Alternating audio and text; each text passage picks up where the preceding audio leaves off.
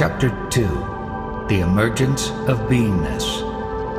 I feel that Christianity leads from body-mind to consciousness, but does not go beyond it. Regarding Christ, Krishna, or any other prophet, please understand one point clearly. When they became embodied, the raw material and equipment which went into the process were the 5 elements only. Further, the beingness which emerged out of those embodied forms was an outcome of the interactions of these 5 elements. It expressed itself through the 3 gunas, and lasted only so long as the 5 elemental food essence was available. And when the beingness disappeared, these saviors did not know their existence nor their performance in their embodied state. When and how does one first have the experience of the world? This experience becomes possible only after the emergence of the beingness out of the 5 elemental food essence body. Now this beingness is something like a telescope. An observer views the sun, moon, stars, etc. through the telescope. But the observer is neither the telescope nor its field of observation. Similarly, witnessing of the 5 elemental manifest world in cosmos happens to the Absolute, that is, to the unborn eternal principle called the Parabrahman. But the Absolute, the witness, is not beingness, the medium of witnessing, and is also not the manifest universe witnessed. Now a question. 10 days prior to your conception, what were you doing? Only observing. This reply is incorrect. From what standpoint do you talk? I want to nail you down to the point of the telescope. I bring you down to the beingness, but you digress. About which telescope did I talk to you? Right now, which is that telescope? It is made up of something that has emerged out of something. Instead of concentrating on this point, you are babbling about this and that, and consider yourself knowledgeable. Is it not a telescope through which you experience and observe the world?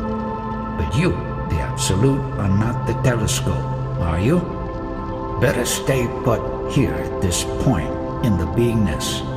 But you jump here and there, leaving your standpoint. Then how will you get peace? That is the whole name and game of life. With your present attitude, no amount of knowledge will bring you peace. The beingness is given innumerable names and titles.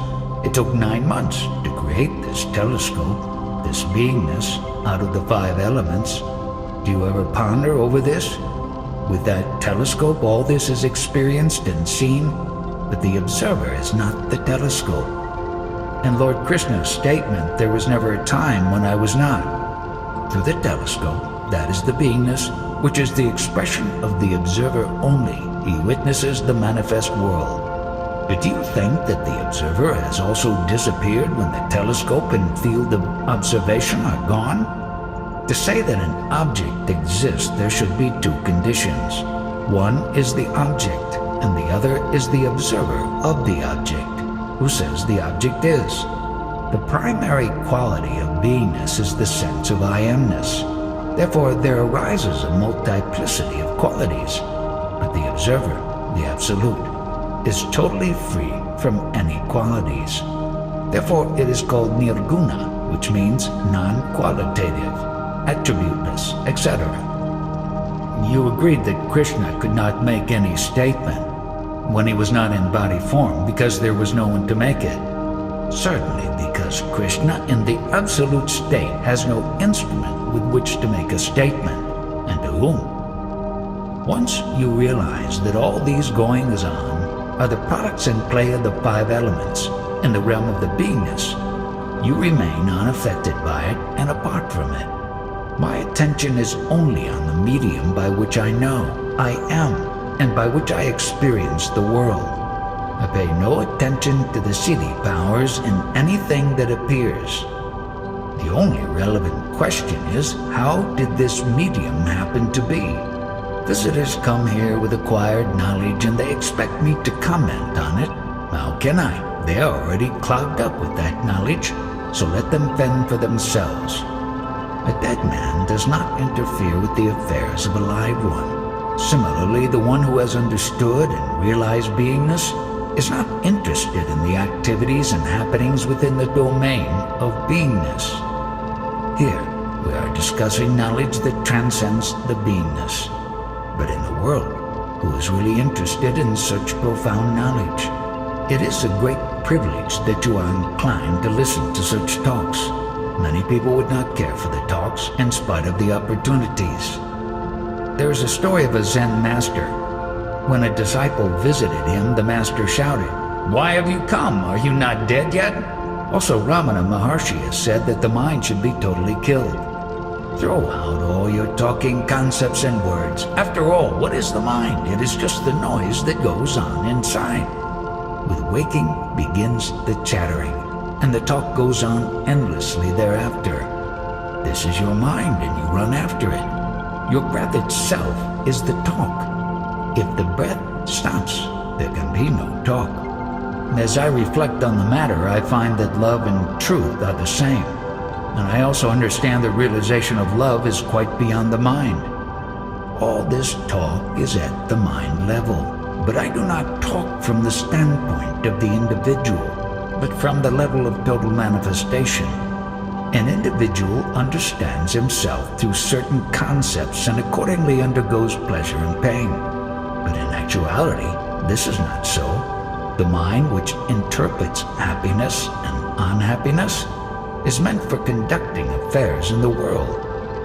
The rituals of worship, such as waving of lights, that is, arati, and singing of bhajans, are necessary to keep alive our fervor for God and to prevent drabness. What is the meaning of arati as you understand it? Special love. In the Marathi language, arati means special need. The special need is the love that every animal has for itself. It is that love to be that prompts each animal to carry on activities in the world. It is the inborn nature of all the species.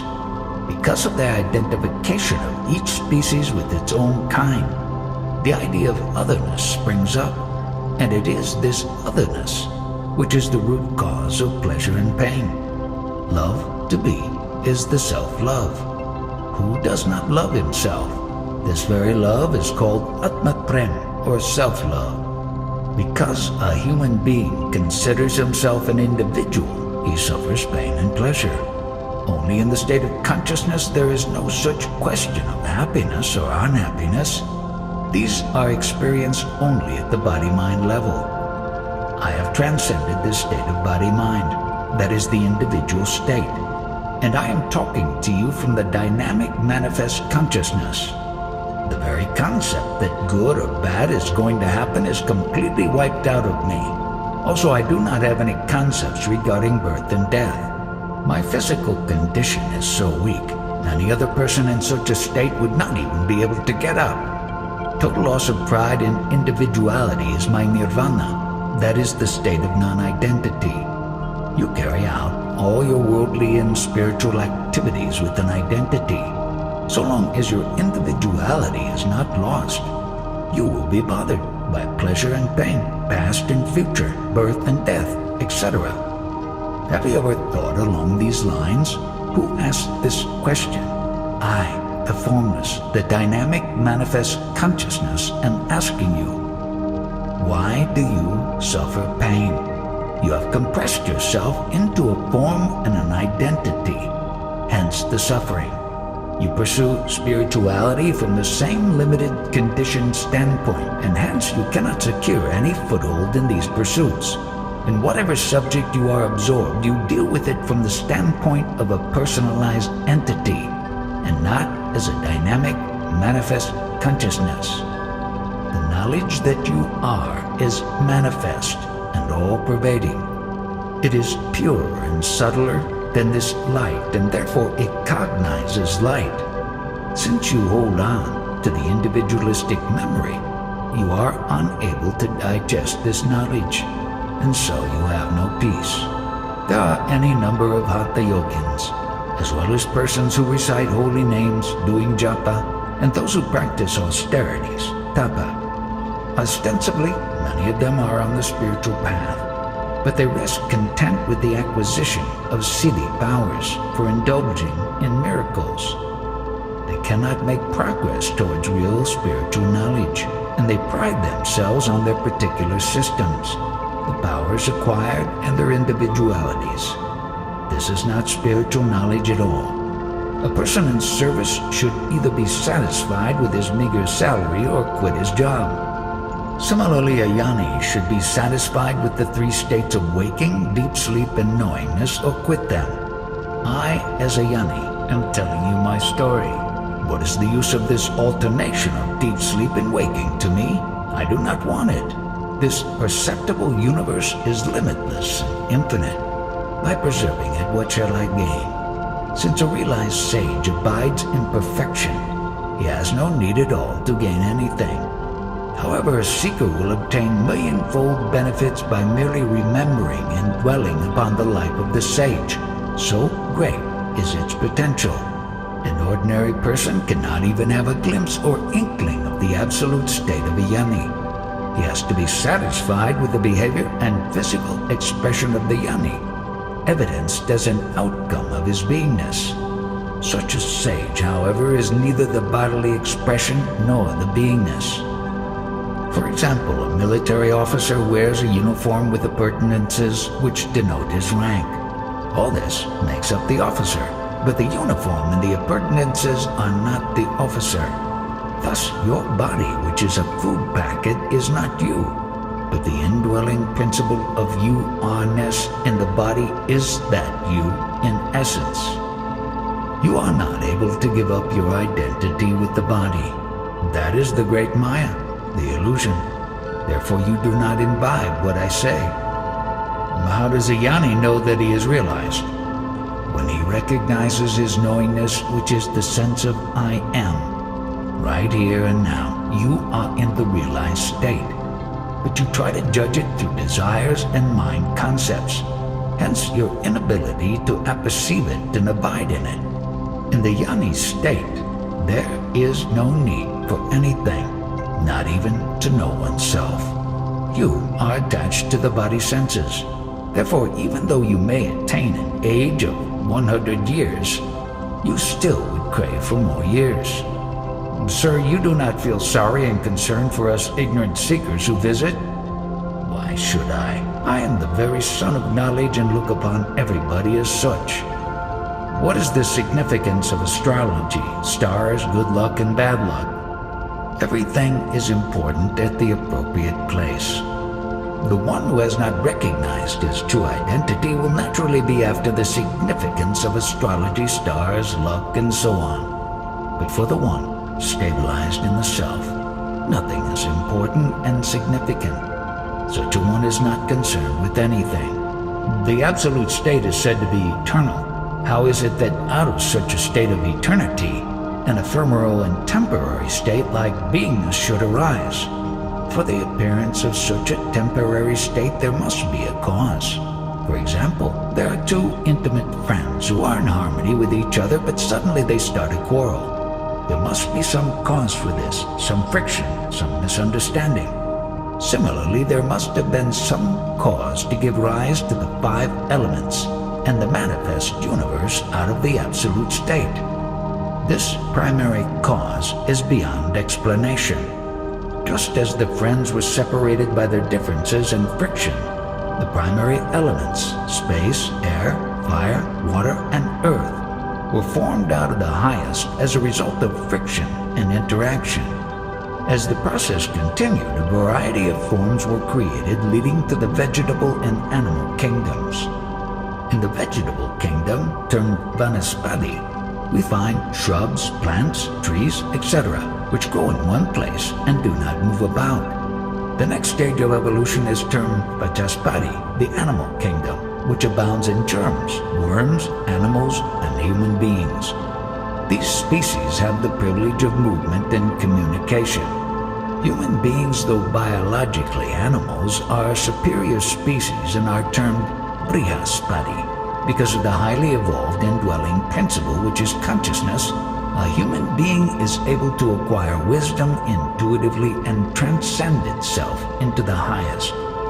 During the process, his consciousness, initially conditioned to the body-mind, develops into the universal consciousness, amply justifying the title Brihaspati. This means Lord of the immense magnitude, connoting the all-pervading principle. Ultimately, the universal consciousness subsides into the Absolute. Is there any physical pain when the vital breath leaves the body? One who is involved with concepts suffers at the time of death. The intensity of suffering is in accordance with the meaning of concepts held on to. One who is devoted to God and free from concepts dies happily and peacefully, as though going into a slumber. Do you suffer when you fall into sleep? The poet sage Tukaram mentioned in one of his poems that vegetation is our kith and kin, and it is also our ancestor. But how could it be otherwise when vegetable essence is an absolute necessity for the creation of the animal kingdom? The Vachaspati family and also the Brihaspati family of the human species. The gods in the heaven have to take a human form to manifest on the earth, and their bodies have to be sustained and nourished on the vegetable essence. To reach the godly state, one must have a human body and consciousness. To abide in the highest state, you have to do nothing else but listen to these talks carefully, and then everything will happen correctly, conducive to your spiritual progress. Now, I have told you about the beingness, which is the outcome of the 5 elemental play and the result of the food essence body.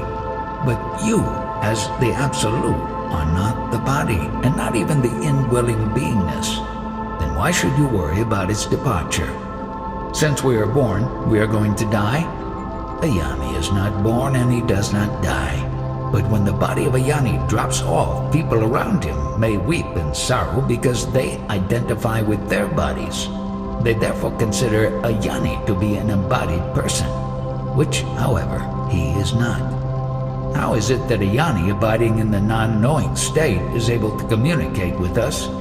A Yoni is so called because he is in possession of Jnana, the beingness, which is sustained by a body. While in possession of Jnana, a Yoni is in the non-knowing, absolute state. The beingness and the body are the media of communication for a Yoni, but he is not the language expressed for communication. You too could be in the Yoni state provided you recede and abide in a state prior to emanation of words in you. Such a state is revealed at the borderline of deep sleep and waking state, which is the very beginning of emergence of the consciousness. This state is known as the Parashakti or Paravani state, which is the source of words or language. From this source, which is the first stage, until it finally explodes out of the mouth for communication, the language has to pass through 3 more stages, that is, 4 stages in all. The second is Pasyanti, the incipient stage, where the intangible formation of language begins. The third stage is the Madhyama, or the middle stage, in which the tangible formation of language takes place in the zone of the mind. The fourth and last stage is Dekhari, when the breath causes the language to explode from the mouth into vocal expression. Paravani is the subtlest form of language. This term has a deeper connotation. Para means the other, indicating separateness from the absolute state, but the closest to it. Ayani, or Lord Krishna, says, I am not the Paravani, because they abide in the highest.